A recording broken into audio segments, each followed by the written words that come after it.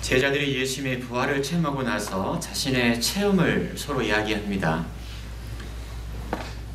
엠마오 두 제자들도 처음엔 길에서 만난 예수님을 몰라보다가 저는 식사 자리에 빵을 떼어주실 때 그분을 알아보았습니다. 사실 제자들의 부활 체험은 단 한 차례만 일어나는 것이 아닙니다. 예수님이 승천하기 전까지 여러 차례 부활 체험을 합니다. 사실 제자들에게 있어서 예수님의 부활은 너무나도 생소한 사건이었습니다. 그리고 무엇보다도 십자가 죽음은 너무나 비참하고 처참했습니다. 그래서 어느 누구도 십자가에 못 박혀 죽었던 예수님이 다시 살아오리라고는 상상할 수 없었습니다. 우리들도 잘 아는 어떤 사람이 죽고 여기서 장례미사 드리고 홀리크로스 가서 다 시신을 매장하고 돌아왔는데 한 3일 뒤에 나타나서 내 이름을 부르면서 나타나면 어떻겠어요, 반응이? 저는 정말 무섭고 두려울 것 같습니다. 정말로 이 사람이 맞는가? 의심될 것 같습니다. 우리는 지금까지 누군가가 죽었다가 다시 살아난 사람을 단 한 차례도 본 적이 없고, 그리고 그것은 우리 삶에서 일어나지도 않았고, 이것은 우리의 인식 밖의 일입니다. 오늘 루카복음서에서는 예수님이 여러 방식으로 당신이 부활했다는 것을 제자들에게 보여주는데 마치 증명하듯이 하나씩 그렇게 보여주는 겁니다. 왜냐하면 당신의 제자들이 예수님의 부활을 좀 확실하게 체험하기 위해서, 분명하게 인지하기 위해서 예수님이 이런 것을 하는 것 같습니다. 첫째, 평화가 너희와 함께. 부활하신 예수님이 제자들에게 건넨 첫 목소리입니다. 히브리어로 샬롬, 잘 알고 있는 거죠. 유대인들의 보편적이고 전통적인 인사말입니다. 우리에게 있어서는 안녕, 안녕하세요, 잘 있었냐, 뭐 이런 의미를 가지고 있는 겁니다. 평화가 너희와 함께, 내 삶에 평화가 있기를. 어쩌면 예수님은 십자가 돌아가시기 전에 제자들과 함께 생활하시면서 이 인사를 거의 매일 했을 것 같습니다. 너무나 일상적이고 평범한 인사입니다. 평화가 너희와 함께. 그래서 제자들의 어떤 관점에서 볼 때는 분명히 예수님은 십자가에서 돌아가셨는데 예수님의 얼굴이 보이고 익숙했던 예수님의 목소리가 들리는 겁니다. 과연 내가 지금 본 것이 환영인가? 아니면 헛것인가? 제자들은 두렵고 유령을 만난 것처럼 놀라워했다고 복음서가가 기록을 했습니다. 이번에는 예수님은 당신의 손과 발을 보여주고 당신의 몸을 만져보라고 합니다. 예수님의 손과 발 거기는 십자가 못을 박았던 흔적이 있기 때문에 바로 내가 십자가에서 죽었던 예수라는 것, 마치 증명하듯이 그렇게 손을 내미는 것 같습니다. 유령은 바디가 없습니다. 그냥 스프레이트입니다. 그래서 나는 유령이 아니다, 너희들이 헛것을 본 것이 아니다라는 겁니다. 그래서 보고 듣고 만져보는 감각을 통해서 뭔가를 인지하는 인간에게, 그리고 제자들에게 바로 내가 예수라는 것을 마치 증명하듯이 그렇게 보여주는 겁니다. 즉, 부활을 믿지 못하는 제자들에게 예수님은 그들이 인식할 수 있는 방식으로 당신을 드러냅니다. 나가 이번에는 제자들 앞에서 생선구이를 또 먹습니다. 어쩌면 예수님은 갈릴리아에 생활하실 때 제자들과 함께 이렇게 호수에서 생선 많이 잡히니까 아마 생선구이를 많이 드셨을 것 같습니다. 먹는 것은 지극히 일상적이고 현실적인 우리 삶의 한 단면입니다. 그래서 종합하면 예수님이 인사말씀을 전하고 손과 발을 만져보게 하고 함께 식사하는 것을 통해서 제자들로 하여금 감각적으로 예수님이 부활했다는 것을 체험하게 하는 겁니다. 우리가 믿는 부활은 육체와 영혼이 온전하게 살아나는 것을 말합니다. 즉, 예수님의 부활은 먼저 몸, 육신의 부활입니다. 물론 신학적으로는 부활하기 전과 부활 후의 몸은 다르겠지만 몸의 부활은 지금 우리가 살아가고 있는 이곳에서의 삶이 영원한 생명과 연결되어 있다는 것을 시사하고 있습니다. 즉, 지금 이 세상에서의 삶과 무관하게 전혀 다른 존재가 부활한다는 것이 아니라 오늘을 살아가는 내가 부활한다는 겁니다. 내가. 여담이지만 작년도 이맘때쯤 제가 얘기를 나눴는데 또 이야기가 생각이 나는 거예요. 제가 예수의 수련자 때 수월에 있는 조원동 성당에 가서 초등학생 어린이 교리를 했어요. 그때는 주제가 부활이었어요. 초등학생들 세례 준비하는 아이들이에요.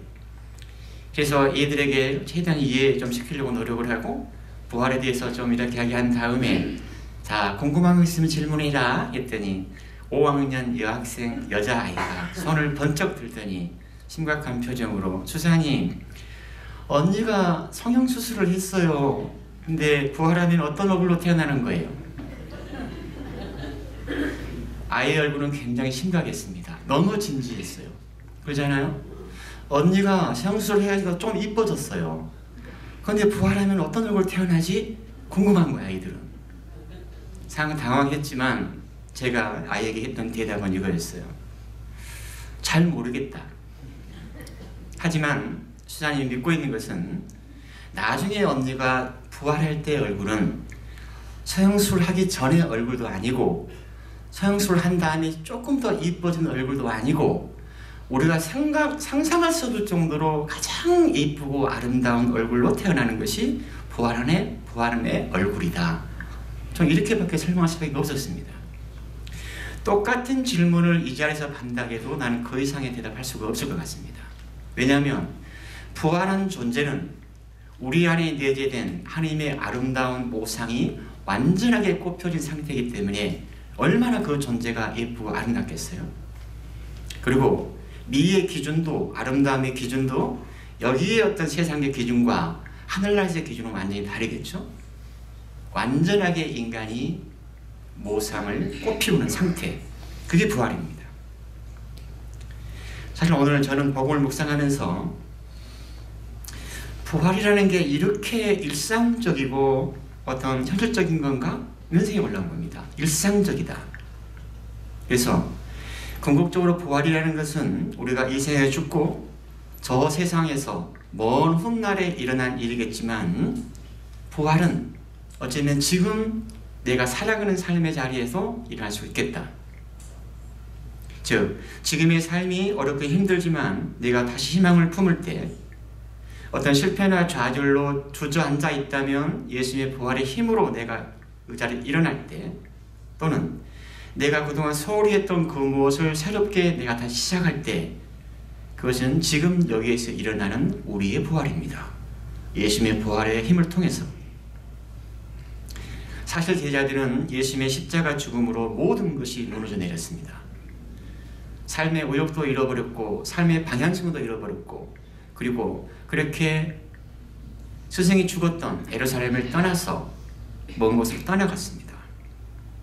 하지만 예수님의 부활을 체험하고 나서 모든 것이 새로워지기 시작을 했습니다. 저 절망과 좌절의 삶에서 희망으로 건너갈 수 있었습니다. 결국 제자들에게 있어서 예수님의 십자가 사건은 부활로 건너가는 구원과 생명의 길로 자리하게합니다. 사실 예수님의 부활은 생명이 무엇인지를 확인하게 보여주는 사건입니다. 오늘 첫째 독서 사도행전에서 베드로가 유대인들을 향해서 여러분은 생명의 용도자를 죽였다. 생명의 용도자, 즉 생명을 지어내신 분, 생명을 주관하는 분을 죽였다라고 얘기를 합니다. 성경의 모든 말씀은 우리 카톨릭은 본질적으로 생명의 길을 제시하는 종교입니다. 그런데 저에게 있어서 이 생명이라는 것은 그렇게 추상적이지 않습니다. 아주 구체적이고 눈에 보이고 느껴지는 생명입니다. 생명의 특성은 성장하고 변하는 곳에 있습니다. 만약 그것이 죽어있다면 성장할 수도 없고 변화가 일어나지 않습니다. 저에게서 한마디로 생명이 뭐냐고 물어보면 살아있는 것입니다. 살아있음이 생명입니다. 4월에 들어서면서 이 주변을 보면 새싹들이 새로 나오고 우리 감나무에도 잎들이 아주 많이 열리고 있습니다. 그래서 저는 성당에서 자라는 작은 화초들이나 이 꽃들을 보면서 저는 생기를 얻고 참 즐겁습니다. 저희들은 좀 부활 주간을 보내고 있는데 생명에 대한 감각들을 좀 키워갔으면 좋겠습니다. 일상 안에서 골치 아프고 아이 때문에 힘들고 그러지만 그럼에도 불구하고 정원이라든가 자연에서 자라는 그런 작은 화초들을 보고 생명에 대한 감각, 또 내 주변에 살아가는 많은 생명들, 특히나 작고 여린 생명들을 귀하게 여기고 그들과 교감을 나누면서 생명이 얼마나 귀하고 아름다운 것인지를 우리가 내적으로 체험해가고 궁극적으로 우리의 생명이신 예수님과 함께 이 사업을 살아가면 좋겠다. 여기 왔는지 모르겠지만 우리 분당 공동체의 제일 갓난쟁이가 지금 3개월짜리입니다. 이름이 소희인데 미사 끝나고 나면 어른들이 그 아이를 보느라고 이뻐가지고, 아이는 신비롭잖아요. 저들은 생명 그 자체입니다. 부활은 예수만 일어난 사건이 아닌 것 같습니다. 아무튼 살아가면서 사업을 보내면서 주변의 많은 작은 것들을 통해서 생명에 대한 감각을 키워나가고, 그리고 생명에 있는 예수님의 생각도 자리하면서 생명을 향해서 이렇게 걸어가는 사월 되면 참 좋겠다 싶습니다.